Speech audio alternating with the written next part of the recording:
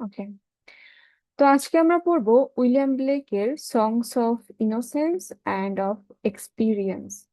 আচ্ছা, আরেকবার কারেক্ট করো তো যে স্ক্রিন দেখা যাচ্ছে কিনা ক্লিয়ারলি। হ্যালো? হ্যাঁ হ্যাঁ, দেখতেছে। তুমি তো দেখতেছো, কিন্তু আমি স্লাইড শোটা যে আনবো এটাই পারতেছি না।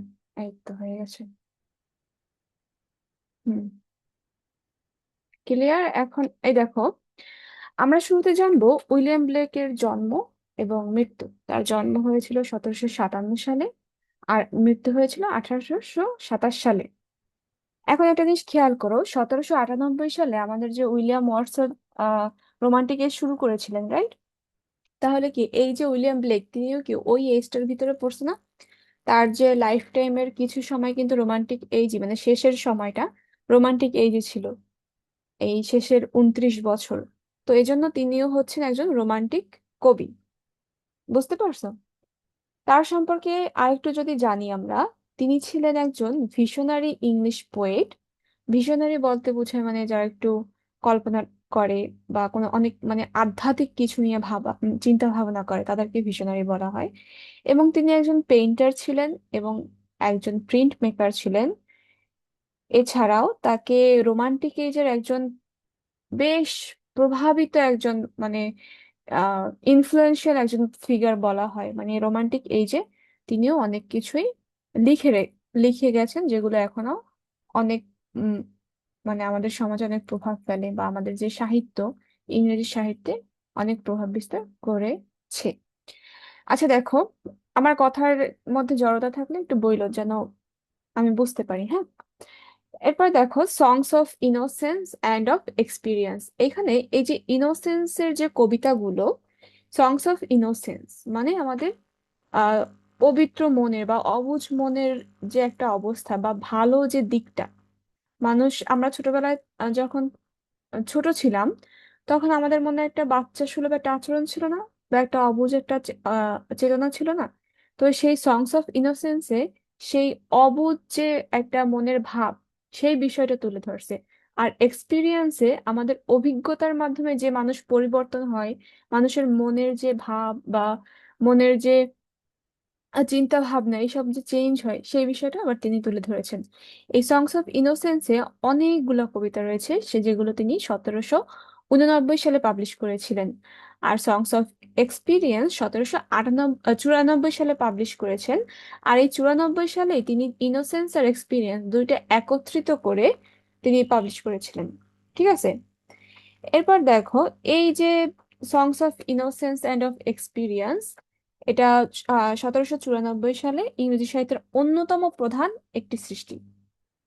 এছাড়াও এর যদি কনসেপ্টের দিকে খেয়াল করি, তাহলে হচ্ছে স্টেটস অফ হিউম্যান সোল, মানে মানুষের ভিতরের যে আত্মার যে একটা আমি বলি ওই যে কন মানে মানুষের ভিতরের আত্মিক যে অবস্থা, সেই বিষয়টা তিনি এখানে তুলে ধরতে চাইছেন।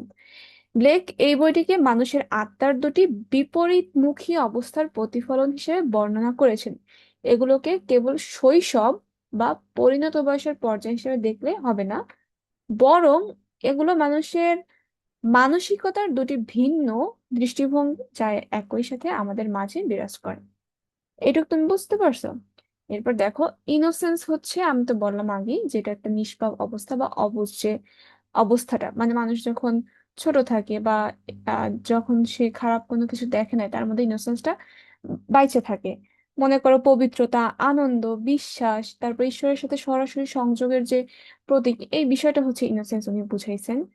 তারপর এখানে প্রকৃতি ও শিশু সুলভ যে সরলতা রয়েছে, সেগুলোকে মানে অনেক হাইলি তিনি এক্সপ্রেস করেছেন বা মর্যাদা দিয়েছেন। আর এক্সপিরিয়েন্সের ক্ষেত্রে তো নামটা থেকেই বুঝতে পারতেছো, অভিজ্ঞতা। আর যেখানে তুমি মনে করো মানুষের ভিতরে যে মোহভঙ্গ হওয়ার যে দশাটা থাকে, এছাড়া সমাজ, রাষ্ট্র, চার্চ, নিয়ম নীতির কঠোর শৃঙ্খলা, মানুষের স্বাভাবিক স্বাধীনতা এবং সৃজনশীলতাকে যে কিভাবে ধ্বংস করে, তা ফুটে উঠেছে। মানে মানুষের ভিতরে একটা সময় পরিবর্তন হয়ে যায়। মনে করো আমরা বড় হয়েছি, এখন মানুষের চিন্তা ভাবনা কি, ইনকাম করবে, তারপর জীবনযাপন করবে, এটাই না চিন্তা ভাবনা। কিন্তু ছোটবেলায় আমাদের চিন্তা ভাবনা কিন্তু অন্য রকমের ছিল। ওই যে একটা সৃজনশীল যে আত্মা আমাদের ভিতরে ছিল, সেটা কি এখন আস্তে আস্তে নষ্ট হয়ে যাইতেছে না? তো এই বিষয়টা আর কি এক্সপিরিয়েন্সের বিষয়বস্তু।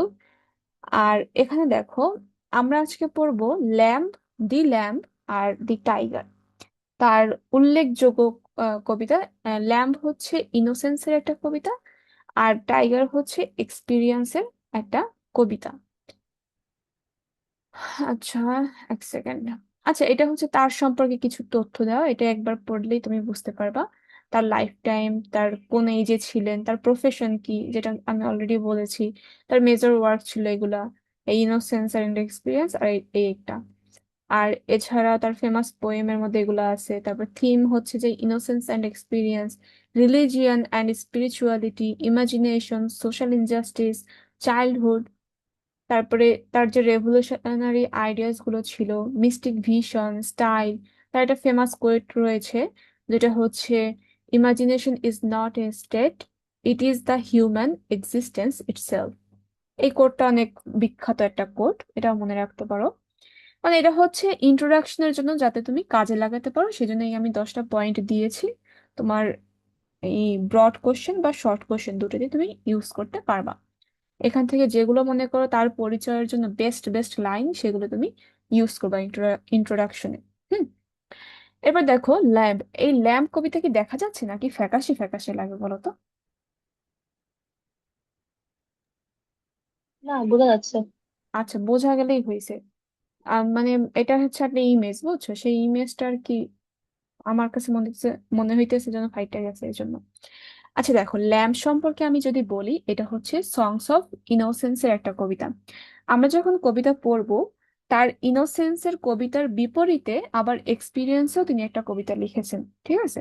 শুধুমাত্র লন্ডন বাদে, লন্ডন সম্পূর্ণটাই এক্সপিরিয়েন্সের কবিতা, ওটা ইনোসেন্সের নেই। কিন্তু বাকি যত কবিতা আছে, যেমন ইন্ট্রোডাকশনের ইনোসেন্সে রয়েছে, আবার এক্সপিরিয়েন্সও রয়েছে। মানে প্রত্যেকটা কবিতাই দুই পার্টে রয়েছে, মানে দুইটা দিকই তিনি দেখিয়েছেন আর কি। এখন দেখো, সংস অফ ইনোসেন্সের দ্য ল্যাম্ব এই কবিতায় তিনি সৃষ্টিকর্তার যে দয়ালু এবং কোমল যে ভেড়ার মানে কোমলতা, সেটা ভেড়ার মাধ্যমে প্রকাশ করতে চাইছেন, মানে কল্পনা করে তিনি এটা প্রকাশ করেছেন। মূলত ল্যাম্ব অর্থ কি, ভেড়ার যে বাচ্চা আছে না, সেই বাচ্চাকে বুঝাইছে। ঠিক আছে, ল্যাম্ব হচ্ছে ভেড়ার যে ছোট বাচ্চা, সেটা। তো তিনি ওই ল্যাম্বের মাধ্যমে তিনি জিজাস ক্রাইস্টকে বুঝাইছেন, আর মূলত সৃষ্টিকর্তার যে দয়াল এবং কোমলতা ভাব, সেটা। আর টাইগারের মাধ্যমে, টাইগার হচ্ছে দেখো, এই যে দি টাইগার, এটা হচ্ছে সংস অফ এক্সপিরিয়েন্সের কবিতা। এটার মাধ্যমে আবার সৃষ্টিকর্তার যে শক্তিমত্তা রয়েছে, বা আগের মতো যে হিংস্র এবং ভয়ঙ্কর রূপের মাধ্যমে যে, মানে ভয়ঙ্কর যে একটা রূপ রয়েছে সৃষ্টিকর্তার, সেই বিষয়টা তিনি এই টাইগারকে ব্যাখ্যা করার মাধ্যমে বুঝিয়েছেন। তিনি আসলে বুঝাইতে চাইছেন, সৃষ্টিকর্তা যা সৃষ্টি করেছেন, সেই সৃষ্টির দিকে আমরা তাকালেই বুঝতে পারি তার মধ্যে নরম ভাবটাও রয়েছে, এবং হিংস্র যে একটা ধ্বংসাত্মক যে ভাব, সেটাও রয়েছে। মানে তার মধ্যে দুইটা দিকই বিরাজ করে, এটা তিনি আর কি মূলত বুঝাতে চেয়েছেন। মানে জগৎ কেবল কোমল নয়, আবার কেবল হিংস্রও নয়, এই দুটির দ্বন্দ্বই হলো প্রকৃত মানব জীবন। এতটুকু তুমি বুঝতে পারছো? বলো তো আমার একটু। হ্যাঁ আপু, একটু একটু মানে সামারি হিসেবে বলে দেন। আর তোমার যেটা বললাম একটু শর্ট করে বলে দেন। এই যতটুকু বলছি এতটুকু আবার বলবো। হ্যাঁ, ওটাই মানে একটু শর্ট করে এক লাইনে বলে দেন। এক লাইনের কথা হচ্ছে, সৃষ্টিকর্তার ভিতরে নরম ভাবও রয়েছে, ধ্বংসাত্মক ভাবও রয়েছে, মানে ভয়ঙ্কর ভাবও রয়েছে। তো ল্যাম্বের মাধ্যমে সৃষ্টিকর্তার যে নরম ভাব, সেটা প্রকাশ করছে। টাইগারের মাধ্যমে তিনি সৃষ্টিকর্তার যে ধ্বংসাত্মক বা ভয়ঙ্কর ভাব, সেটা প্রকাশ করতে চাইছে। বুঝছো? ইনোসেন্সে হচ্ছে ল্যাম্ব, এক্সপিরিয়েন্সে হচ্ছে টাইগার। আমাদের দুনিয়ায় কি ল্যাম্বও রয়েছে, টাইগারও রয়েছে, মানে ভেড়াও রয়েছে, আর বাঘও রয়েছে। দুইটাই কি আমাদের সৃষ্টিতে রয়েছে, এবং সৃষ্টিকর্তা যে সৃষ্টি করেছেন, এগুলোর মধ্যে দিয়ে বোঝানো হয়েছে যে তার ভিতরে এই দুইটাই বিরাজ করে। এতটুকু বুঝছো? এবং মানুষের মধ্যেও তাদের ভালো দিকও রয়েছে, আবার খারাপ দিকও রয়েছে। এখন বুঝছো? জি। আচ্ছা, তাহলে ইনোসেন্সের যে এই কবিতাটা চলো আমরা পড়ি। এটা খুবই সহজ একটা কবিতা, পড়লেই বুঝতে পারবা। দ্য ল্যাম্ব, লিখেছেন কি? William Blake. Little lamb who made the, এখানে তিনি প্রশ্ন করেছেন। এইটা কিন্তু একটা রিটোরিক্যাল কোশ্চেন বলা যায়। এই যেমন ধরো রিটোরিক্যাল কোশ্চেন, যে কোশ্চেনের অ্যান্সার তুমি জানো, সেটা হচ্ছে একটা রিটোরিক্যাল কোশ্চেন। আমি আশা করি তুমি অলরেডি জানো এটা। রিটোরিক্যাল কোশ্চেনের যখন কবিতা কেউ লেখে, এই কোশ্চেনগুলা একজন কবি করেন, কিন্তু সেই কোশ্চেনের উত্তরের জন্য তিনি বসে থাকেন না, কারণ তিনি সেই কোশ্চেনের উত্তর তিনি জানেন। এই যে little lamb who made the, তোমাকে কে সৃষ্টি করেছে, এটা তো তিনি জানেন যে সৃষ্টিকর্তাই তৈরি করেছেন। তারপর তিনি কিন্তু এই কোশ্চেনটা করেছেন। তাহলে এটা একটা কি রিটোরিক্যাল কোশ্চেন। আর এরপর তিনি কিন্তু অ্যান্সারের জন্য বসেও থাকেন না, তিনি আরো বলতেছেন, ডাজ দাও নো হু মেড দি, তুমি কি জানো তোমাকে কে তৈরি করেছে? Gave thee life and bid thee feed, তোমাকে জীবন দিয়েছে, তোমাকে খাবার দিয়েছে।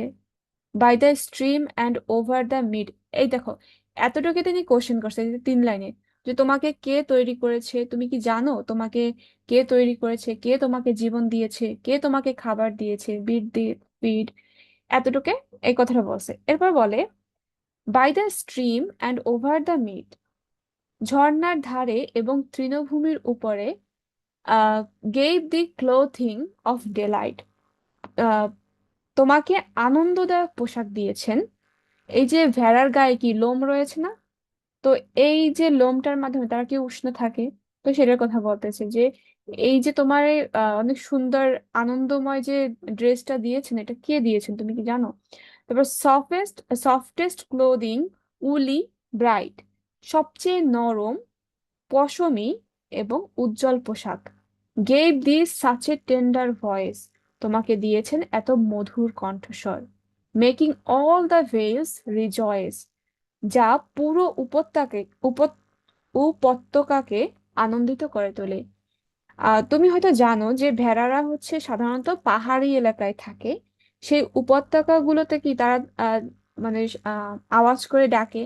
তো সেই যে সুন্দর ভয়েস এবং সেই যে কণ্ঠ, ওই কণ্ঠের মাধ্যমে কি তারা পুরো উপত্যকাকে আনন্দিত করে তোলে। তো সেই কথাটা তিনি বলেছেন। Little lamb who made the, তিনি আবারও কোশ্চেন করেছে, লিটল ল্যাম্ব তোমাকে কে তৈরি করেছে? ডাজ দাও নো হু মেড দি, তুমি কি জানো তোমাকে কে তৈরি করেছে? এরপরে এই হচ্ছে যে প্রথম স্ট্যান্জা, বুঝছো?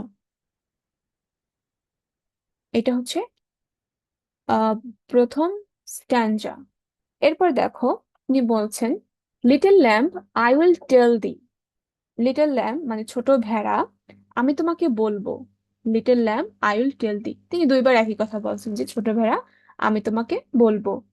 হি ইজ কল্ড বাই দাই নেম, এই যে বলল যে তার নাম তোমার নামেই ডাকা হয়, এর মানে হচ্ছে যদি তুমি জিজাস ক্রাইস্ট মানে খ্রিস্টানদের যে ক্রাইস্ট তার সম্পর্কে যদি জানো, তার হাতে দেখবে যে বিভিন্ন ছবিতে একটা ভেড়ার ভেড়া হাতে নিয়ে তার ছবি আছে।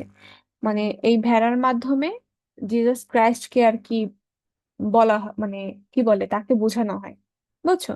তো সেটা বলছে যে এই তোমার নামেই তাকে ডাকা হয়। হি ইজ কল্ড বাই দাই নেম, তোমার নামেই তাকে ডাকা হয়, মানে ক্রাইস্টের কাহিনী হচ্ছে এটা যে তাকে, সে এতটাই নম্র ভদ্র এতটাই শান্ত যে আহ, ভেড়ার মতো আর কি, মানে ভেড়ার নামেই তাকে ডাকা হয়, ল্যাম্ব হিসেবে তাকে ডাকা হয়। আচ্ছা, আমি কি একটু বুঝাইতে পারছি তোমাকে? একটু বলো তো আমার। সহজ, কিন্তু তারপর বুঝাইতে পারছি কিনা এটা বলো, বা তুমি বুঝছো কিনা। জি। আচ্ছা, ঠিক আছে। এরপর দেখো, হি ইজ কল্ড বাই দাই নেম, তোমাকে তার নামে ডাকা হয়। ফর হি কলস হিমসেলফ এ ল্যাম্ব, মানে কারণ তিনি নিজে কি ডাকেন, ল্যাম্ব, ল্যাম্ব বলে ডাকেন। এরপর দেখো, এতটুকু আবার বলতেছে কি, যে তার সম্পর্কে মানে সৃষ্টিকর্তা সম্পর্কে, he is meek and he is mild, তিনি নম্র এবং তিনি মৃদু। He became a little child, এই এই যে কথাগুলো এগুলো কিন্তু জিসাস ক্রাইস্ট সম্পর্কে বলতেছে, এটুকু মাথায় রেখো। তিনি নিজেই একটি ছোট শিশু হয়েছেন। আই এ চাইল্ড অ্যান্ড দাও এ ল্যাম্ব, আমি একটি শিশু এবং তুমি একটি ভেড়া। We are called by his name,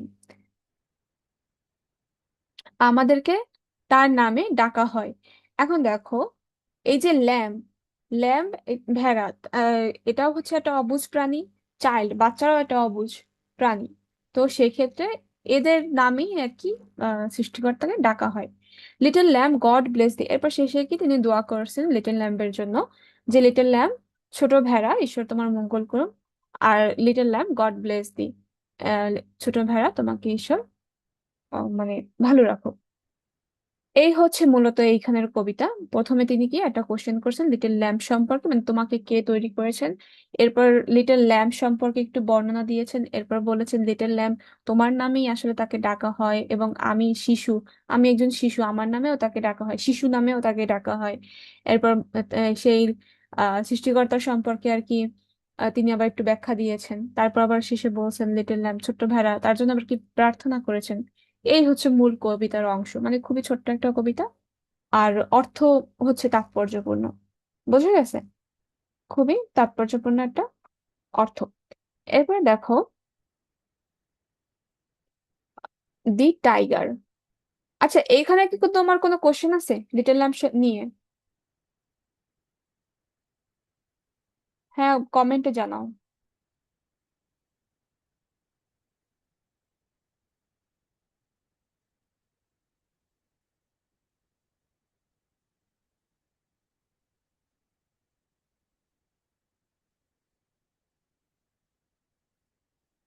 কি কোশ্চেন, কি বলো?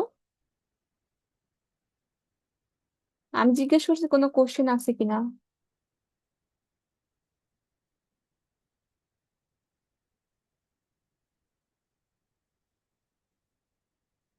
আচ্ছা, ঠিক আছে। এরপর দেখো, আমরা এখন যাচ্ছি এক্সপিরিয়েন্সের ক্ষেত্রে। এখান থেকে তুমি এই বিষয়টা বুঝো, আমাদের কবি উইলিয়াম ব্লেক তিনি দেখিয়েছেন এখানে যে ল্যাম্প মানে ভেড়াও সৃষ্টিকর্তা সৃষ্টি করছেন, আবার টাইগারও সৃষ্টিকর্তাই সৃষ্টি করছেন। ভেড়া হচ্ছে খুবই নম্রভদ্র একটা প্রাণী, অবুঝ প্রাণী। আবার অন্যদিকে টাইগার মানে বাঘ কি একটু হিংস্র প্রাণী। তো এটার মাধ্যমে বোঝানো হয়েছে এটা যে যে এগুলো সৃষ্টি করেছেন তার মধ্যেও দুইটা সাইডে রয়েছে, এমনকি মানুষের মধ্যেও দুইটা সাইডে রয়েছে।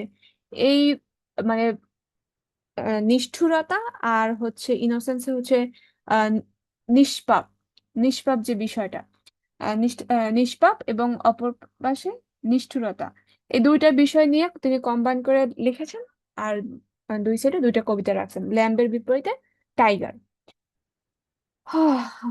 আশা করি আমি বুঝাইতে পারছি। এরপর দেখো এই কবিতার the tiger by William Blake. এখানে প্রথমে তিনি বলবেন টাইগার সম্পর্কে। হুম, এখন দেখ এই যে চার লাইন, প্রথমে এই চার লাইনটা বোঝো। এই চার লাইন বুঝলে এখান থেকে তুমি খুব সুন্দরভাবে কোটেশন নিতে পারবা। আমি এই কবিতাটা দিয়ে কোটেশন দিছিলাম, এটা আছে, তারপর চিমনি সুইপার আছে, এগুলো দিয়ে কোটেশন দেওয়া খুবই সহজ, কারণ লাইনগুলো খুব সুন্দর সুন্দর, বুঝছো, খুবই তাৎপর্যপূর্ণ লাইন এখানে আছে। এই যে দেখো, টাইগার টাইগার বার্নিং ব্রাইট, বাঘ বাঘ অন্ধকারে উজ্জ্বল আগুনের মতো জ্বলছে। এই যে burning bright in the forest of the night, মানে রাতের যে জঙ্গল রয়েছে, রাতের যে অরণ্য, সেখানে অরণ্যের ভিতরে একদম আগুনের গোলার মতো আর কি তার জল জল করতেছে এরকম। মানে বাঘের গায়ের যে রং এবং তার যে উপস্থিতি, সেটা আগুনের সাথে তুলনা করা হয়েছে। বাঘের রং কি, ওই যে ডোরা কাটা যে রং, ওটা কি বাঘের আগুনের মতো না, সেই বিষয়টা। এরপর এই যে সৌন্দর্য, মানে টাইগারের তো একটা সৌন্দর্য রয়েছে যে জল জল করে আগুনের মতো, এটার মাধ্যমে সৌন্দর্য এবং ভয়ের যে একটা অদ্ভুত মিশ্রণ, এটা আসলে কবি এখানে বুঝিয়েছেন বা দেখিয়েছেন। আর in the forest of the night, রাতের অরণ্য হলো আমাদের উম, আমাদের যে এই পৃথিবী, সেই পৃথিবীর রহস্যময় যে একটা প্রতীক, সেটা হচ্ছে রাতের অরণ্য, যা বুঝতে আমরা হিমশিম খাই। কিন্তু এই যে in the forest of the night, রাতের যে গভীর রাতে বা অন্ধকারে জঙ্গলের ভিতরে টাইগার কি জল জল করে জ্বলছে। What immortal hand or I, what immortal hand or I, এখানে বুঝো তো কোন অমর হাত বা চোখ কুড ফ্রেম দাই ফিয়ারফুল সিমেট্রি। তোমার এই ভয়ঙ্কর সুষম গঠন তৈরি করতে পেরেছে? বুঝো, কোন অমর হাত অথবা চোখ তোমার যে সুষম গঠন বা ভয়ঙ্কর সুষম গঠন দেহের যে আকৃতি সেটা তৈরি করতে পেরেছে, এটা এই কথাটা কথাটা বলছে। মানে সোজা কথা, সৃষ্টিকর্তাকে ইঙ্গিত করেছে এখানে। এই যে সিমেট্রি বা সামঞ্জস্য, মানে বাঘের যে শরীর গঠন, এটা বোঝানো হয়েছে। মানে আহ উফ, বাঘের যে একটা শারীরিক আকৃতি, সেই বিষয়টা। কবি অবাক হচ্ছেন যে কেন একজন স্রষ্টা এত সুন্দর অথচ এত ভয়ঙ্কর একটি প্রাণী তৈরি করবেন। এটা তার কবির কোশ্চেন। বোঝা গেছে এতটুকু? এবার দেখো, in what distant deeps or skies burn the fire of thine eyes. কোন দূর গভীরতায় বা আকাশে burn the fire of thine eyes, তোমার চোখের আগুন জ্বলে ওঠে। মানে বাঘের শক্তি বা তেজ কোথা থেকে এলো? আবার তার যে চোখের যে আম, আগুন, সেটা কিভাবে জ্বলে উঠলো? এটা তার question. On what wings dare he aspire. কি ডানায় ভর করে স্রষ্টা এতটা সাহসী হওয়ার স্পর্ধা দেখালেন? What the hand dare seize the fire. সেই হাতকে, যে বাঘের তেজ শক্তিকে আয়ত্ত করতে সাহসী হয়েছিলেন। এই দেখো, ডেয়ার সিজ দ্য ফায়ার। দেখো, আগুনকে কি কন্ট্রোল করা আহ, কঠিন ব্যাপার। তো তিনি বলছেন এমন কোন হাত রয়েছে যে এরকম একটা বাঘের তোমার মতো একটা আগুনকে আহ আকৃতি দেওয়ার সাহস করেছেন। দেখো, এগুলো কিন্তু এই যে কোশ্চেন গুলো করেছেন তিনি, এগুলো তিনি তো জানেন সৃষ্টিকর্তা সবকিছুই পারেন তৈরি করতে, ঠিক না? কিন্তু তারপরও এই সৃষ্টি দেখে তিনি এতটা অবাক হয়েছেন যে তারপর তিনি কোশ্চেন করতেছেন যে কিভাবে সম্ভব যে তোমাকে এতটা সৌন্দর্য দিয়ে আবার এতটা ধ্বংসাত্মক রূপে বা এতটা ভয়ঙ্কর রূপে তোমাকে সৃষ্টি করছেন, কিভাবে সম্ভব হয়েছে এটা? মানে এটা তার কোশ্চেন। এরপরে দেখো, and what shoulder and what art could twist the sinews of thy heart. এই যে লাইনটা, এই লাইনটাও কোটেশন হিসেবে দিতে পারো, এই দুইটা লাইন। And what shoulder and what art could twist the sinews of thy heart. কি শক্তিশালী কাঁধ এবং আর কি অপূর্ব শিল্প কৌশল ছিল তার। কুড টুইস্ট দ্য সিনিউস, যা তোমার হৃদয়ের পেশিগুলোকে এমন ভাবে মোচড় দিয়ে তৈরি করছে। এই সিনিয়াস হচ্ছে পেশি, ঠিক আছে? আর হার্ট, হৃদয়ের কথা বলছে। দাই অর্থ তোমার, তোমার হৃদয়ের যে পেশিগুলো সেগুলোকে মোচড় দিয়ে তৈরি করেছেন। টুইস্ট অর্থ মোচড় দেওয়া। And when thy heart began to beat, এবং যখন তোমার হৃৎপিণ্ড বিট করা শুরু হয়েছিল। What dread hand and what dread feet, সেই ভয়ঙ্কর হাত আর পা কার? মানে আহ, কে কে তোমাকে সৃষ্টি করছেন, এক কথায় হচ্ছে এই বিষয় এটা। এরপর দেখো, এখানে তিনি আরো মানে অতিমাত্রায় অতিশায়ন করেছেন। অতিশায়ন তো বোঝো, হাইপারবোলিক স্টাইলে। অতিশয়ন তো হাইপারবোলিক, হাইপারবোলিক তো মনে হয়। আহ হ্যাঁ, মনে হয় অতিশয়ন। আচ্ছা দেখো, আমার খেয়াল নাই এটা। তবে একটু মানে বেশি প্রশংসা করার ক্ষেত্রে তিনি আর কি অনেক অনেক কিছু বলছেন। মানে টাইগারের যে বডিটা, এটা কিভাবে সৃষ্টি করছেন এত সুন্দরভাবে। তোমরা দেখবা হ্যাঁ, যখন ওইটা যে হাইপার বোল, হ্যাঁ, মানে বেশি ইমাজিনারি। হ্যাঁ, হ্যাঁ, বেশি ইমাজিনেবল, মানে অতিরিক্ত কিছু ভাবে বোঝানো। আচ্ছা দেখো, তোমরা যখন ন্যাশনাল জিওগ্রাফিতে দেখছো বাঘের যে দেহটা কত সুন্দর দেখতে না, মানে একদম হ্যান্ডসাম যা বলে, মানে এতটা সুন্দর লাগে দেখতে। আর ওদের ভিতরে এমন একটা মুড থাকে যেন, মানে কি বলে, মানে নেতা নেতা একটা ভাব থাকে, দেখো।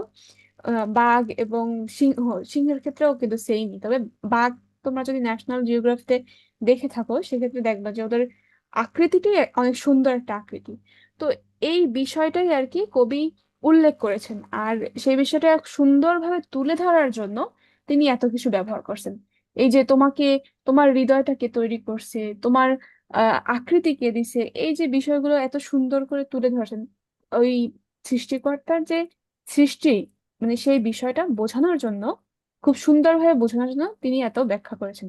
এরপর তিনি আরো বলেন, what the hammer, what what the chain, what the hammer, what the chain, মানে হাতুড়ি কি ছিল, শিকলি বা কি ছিল, মানে বাঁকে লোহার মতো শক্ত কোনো কারখানায় তৈরি করা হয়েছে বলে কবি কল্পনা করছেন। বুঝছো? In what furnace, in what furnace was thy brain, কোন আগুনের চুল্লিতে তোমার মস্তিষ্ক তৈরি করা হয়েছে। মানে ইমাজিনেশন অন টপ, বুঝছো? উইলিয়াম ব্লেককে শুধু শুধু ভিশনারি পোয়েট বলে না, মানে তার ইমাজিনেশন দেখছো? সে কোন আগুনের চুল্লিতে তোমার মস্তিষ্ক তৈরি করা হয়েছে, মানে কি একটা ইমাজিনেশন, বুঝতে পারো? What the anvil, what dread grasp, dare its deadly terrors clasp, what the anvil, what dread grasp, এখান থেকে বুঝাইছে মানে কি এমন জিনিস ছিল যে এরকম ভয়ঙ্কর শক্ত মুষ্টি ছিল। আচ্ছা দেখো, গ্রাস অর্থ কি বোঝায়, যে ড্রেড অর্থ বোঝায় ভয়ঙ্কর, গ্রাস অর্থ যে হাতের যে মুষ্টি সেটা। তাহলে তিনি বোঝাতে চাইছেন কি ভয়ঙ্কর মুষ্টি ছিল যেটা দিয়ে তোমাকে তৈরি করেছিল, ডেয়ার ইটস ডেডলি টেরর্স ক্লাস, যে তোমার ভিতরের যে ভয়ঙ্কর শক্তিকে ধরে রাখতে সাহস করলো। দেখো, এই কবিতাটা একটু কঠিন, ঠিক আছে? শব্দগুলো যদি বুঝতে পারো তাহলে সোজা, কিন্তু তোমার একবার পড়ার পর আরো কয়েকবার পড়তে হবে বোঝার জন্য। আগেই বলে রাখি, কারণ এটা বারবার পড়লে তারপর তোমার মাথায় ঢুকবে তিনি আসলে কি বোঝাতে চেয়েছেন। তারপর, when the stars threw down their spears and watered heaven with their tears, যখন নক্ষত্ররা, when the stars threw down their spears, যখন নক্ষত্ররা তাদের বর্ষা ছুঁড়ে ফেললো, অর্থাৎ স্বর্গের ফেরেশতারা বা নক্ষত্ররা বাঘের সৃষ্টি থেকে ভয়ে এবং বিস্ময়ে অস্ত্র ফেলে দিল, and watered heaven with their tears, এবং তাদের কান্না দিয়ে স্বর্গ ভিজিয়ে ফেললো। Did he smile his work to see, সৃষ্টিকর্তা কি তার এই কাজ দেখে হেসেছিলেন? Did he who made the lamb make thee, এই দেখো কোশ্চেনটা করছে, তিনি কি সে যিনি ল্যাম্প তৈরি করেছে এবং তোমাকেও তৈরি করছে? বুঝছো? মানে সৃষ্টিকর্তার মধ্যে ওই নরম ভাবটাও আছে, আবার তোমার মতো একটা ভয়ঙ্কর ভাবও যে আছে, এটা ভাবা যায়। মানে তিনি কি সে যে ল্যাম্প তৈরি করছে আবার তোমাকেও তৈরি করছে, এই কোশ্চেনটা তিনি এখানে এসে করছেন। যদি এই কবিতা পরীক্ষায় দাও, কোনো কোটেশন দাও আর না দাও, এই যে দুইটা quotation, did he smile his work to see, did he who made the lamb and make thee, এই কোশ্চেনটার মাধ্যমে একটা বিশাল পয়েন্ট তুলে আসবে। কোশ্চেন না, মানে কোটেশন, বুঝছো? কেন জানো, আমাদের সংস অফ ইনোসেন্স অ্যান্ড এক্সপিরিয়েন্স দিয়ে কোশ্চেন এরকম আসে যে তোমরা এই পুরা যে আহ, কাব্যগ্রন্থ, এই যে সংস of innocence and of experience, এই সকল কবিতা দিয়ে মানুষের ভিতরে বা সৃষ্টিকর্তার ভিতরে যে দুইটা আহ সত্তা রয়েছে, সেই সত্তা কে প্রকাশ করো বা ব্যাখ্যা করো, এরকম ভাবে কোশ্চেনটা আসে। তো এরকম যদি কোশ্চেন আসে সেক্ষেত্রে এই যে লাইনটা খুবই তাৎপর্যপূর্ণ, কারণ এখানে ল্যাম্বের কথা উল্লেখ করছে আবার বাঘের কথা উল্লেখ করছে। তাহলে কি এই লাইনের মাধ্যমে কি দুইটা পর্যায়ে, ইনোসেন্স এবং এক্সপিরিয়েন্সের দুইটা কি একটা লাইন কোটেশনে আইসা যায় না? আমি কি বুঝাইতে পারছি তোমারে? তোমরা বুঝছো? আরো তো একজন আছে মনে হয় পার্টিসিপেন্ট, তো তোমরা বুঝছো? একটু বলো তো।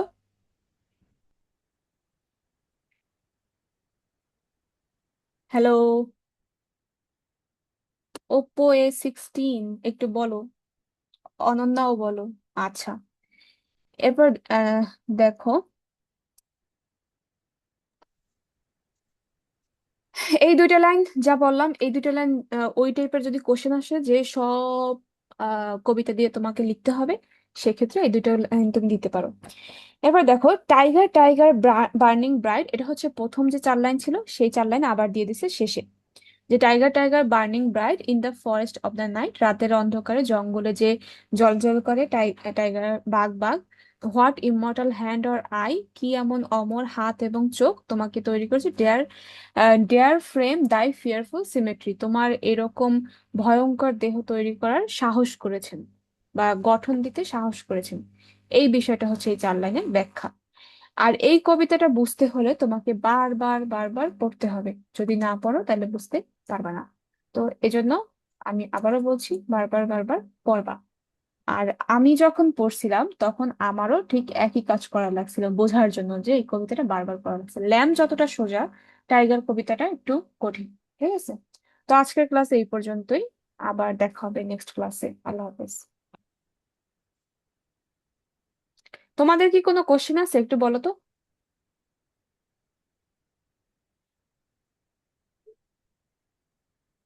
হ্যালো বাচ্চারা, তোমাদের কোনো কোশ্চেন আছে?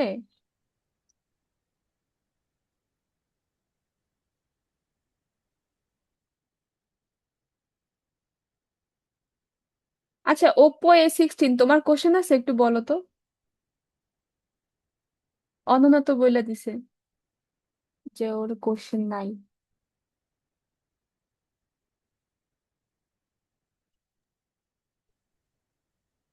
আমার কথা কি শোনা যায়? হ্যাঁ শোনা যায়, বলো। আমরা তোমার অপেক্ষায় ছিলাম। আমি আগেও বলতাম, মানে আসলে শোনা যাইতো না। আসলে আমার আচ্ছা, কথা ছিল যে মানে ইনোসেন্স আর এক্সপিরিয়েন্স এই দুইটার পার্থক্যটা মানে কিরকম করে বোঝানো যায় আর কি। এই দুটার পার্থক্য, আচ্ছা আমি বুঝাইতেছি। এই দুটার পার্থক্য হচ্ছে, তোমার ভিতরে কি একটা শান্ত মন আছে না? আছে কিনা বলো। তোমার ভিতরে একটা হ্যাঁ, অবুঝ একটা মন আছে। আবার তোমার ভিতরে তুমি যখন রাগান্বিত হয়ে যাও তখন কি তোমার ভিতরে একটা ভয়ঙ্কর রূপ এসে যায় না? হ্যাঁ, আবার ছোটবেলায় তুমি কিরকম ছিলে, ছোটবেলায় যতটা তুমি অবুঝ ছিলা, এখন কি তুমি সেটা আছো? তুমি এখন বড় হয়েছো, অনার্সে পড়ো, তো সেক্ষেত্রে তোমার কি চিন্তা ভাবনা অনেক আরো বেশি হয়েছে না? দুনিয়া সম্পর্কে তুমি আরো জানতে পারছো, তুমি আরো জানতে পারছো যে আমার এইখানে যাওয়া উচিত, ওইখানে যাওয়া উচিত না। আবার কোথাও গিয়ে কিরকম কি আচরণ করা উচিত, এই বিষয়গুলো তো তুমি বুঝতে পারো, পারো না? হ্যাঁ, তো অবুঝ অবস্থায় তুমি যেরকম ছিলা, ওইটা হচ্ছে ইনোসেন্স। আবার বড় হয়ে এক্সপিরিয়েন্স হওয়ার পর যে তোমার একটা মনোভাব এসে গেছে, ওইটা হচ্ছে এক্সপিরিয়েন্সের পার্ট। তো এই যে ল্যাম্ব আর টাইগারের ক্ষেত্রে এখানে আহ, কবি বোঝাতে চেয়েছেন যে ল্যাম্ব যে সৃষ্টি করছেন, তিনি তো টাইগারও সৃষ্টি করছেন। তার মানে কি তার মধ্যে অবুঝ একটা ভাবও রয়েছে, নম্রভদ্র একটা ভাবও রয়েছে, আবার একটা ভয়ঙ্কর ভাবও রয়েছে। ঠিক একইভাবে মানুষের ভিতরেও একটা অবুঝ ভাব রয়েছে, আবার একটা ভয়ঙ্কর ভাব রয়েছে। বুঝতে পারছো? মানে কোনো একটা সত্তার, সেটা সৃষ্টিকর্তা হোক বা মানুষ হোক, উভয়েরই আম, অবুঝ দিকও রয়েছে, আবার তার ভয়ঙ্কর দিকও রয়েছে। এটুকু বোঝা গেছে? হ্যাঁ, আর ল্যাম্বের মাধ্যমে কবি বোঝাতে চেয়েছেন মূলত সৃষ্টিকর্তা যে ল্যাম্বকে সৃষ্টি করেছেন, আহ, সেই ল্যাম্ব কতটা নম্র ভদ্র। ওরা ল্যাম্বের মাধ্যমে কিন্তু জিজাস ক্রাইস্টকে বোঝানো হয়, এটা কি তুমি জানো? উইলিয়াম ব্লেক তো একজন খ্রিস্টান ছিলেন, রাইট? তো তাদের হ্যাঁ, ধর্মে ল্যাম্ব দ্বারা জিজাস ক্রাইস্টকে বোঝানো হয় যে তিনি শান্ত শিষ্ট নম্র ভদ্র, এই হিসেবে বোঝানো হয়। আর তিনি ল্যাম্ব, মানে সৃষ্টিকর্তাই ল্যাম্বকে সৃষ্টি করেছেন। আবার টাইগার, অপরপক্ষে যে টাইগার রয়েছে, তাকেও সৃষ্টিকর্তা সৃষ্টি করেছেন। সেক্ষেত্রে তিনি কি, তার মধ্যে কি একটা ভয়ঙ্কর ভাবও রয়েছে? এটার মাধ্যমে আমরা এটাও বুঝি। বোঝা যাচ্ছে, একটু বলো হ্যাঁ, তো। হ্যাঁ, বোঝা গেছে। আমার কথা কি শোনা যায়? হ্যাঁ হ্যাঁ শোনা যায়। আচ্ছা, ঠিক আছে। Thank you. আচ্ছা, ওয়েলকাম। নাকি আবার বলবো, না বুঝলে বলো। না, না, ঠিক আছে, এবার একটু ক্লিয়ার হয়েছে, তারপর আর একটু মানে ঘাটাঘাটি তারপর করলে হয়ে যাইবে। বাকি কবিতাগুলো পড়লে তাহলে বুঝতে পারবে, এখানে তো অনেকগুলো কবিতা হ্যাঁ, রয়েছে, যেমন ইন্ট্রোডাকশনের মানে ভাগ ইনোসেন্স ভাগ কবিতা করে দিতে। রয়েছে। হ্যাঁ, হ্যাঁ, বলি হ্যাঁ, বুঝছি যে ভাগ ভাগ করে দিতে।